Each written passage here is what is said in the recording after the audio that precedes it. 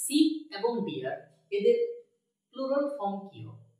দেখো, sheep singular হয়, sheep plural হয়। আমরা সাধারণত এস যুক্ত করে প্লুরাল করি, যেমন ধরো টাইগার থেকে টাইগার্স, লায়ন থেকে লায়ন্স, তাই না?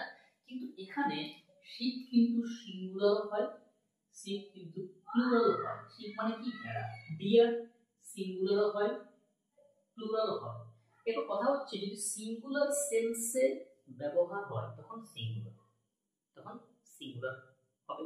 মানে যদি শিপটা সিঙ্গুলার সেন্সে ব্যবহার হয় তখন ভার্ব সিঙ্গুলার, আর যদি হয়ে যায় প্লুরাল তখন ভার্ব প্লুরাল। কিভাবে? যেমন দেখো, এ শিপ মানে কি? Singular, is grazing in the field, এখানে একটা ভেড়াকে বোঝাচ্ছে। বাট আমি ধরি 10 শিপ অর্থাৎ 10টি ভেড়া, তখন কিন্তু প্লুরাল, তখন হয়ে যাবে ভার্ব প্লুরাল। আমরা জানি যে যদি subject singular verb singular, subject plural verb plural. একইভাবে এ ডিয়ার এটা কিন্তু সিঙ্গুলার, আর আমি যদি 3 ডিয়ার এটা কিন্তু প্লুরাল। কোনোভাবেই কিন্তু ডিয়ার্স বা শিপস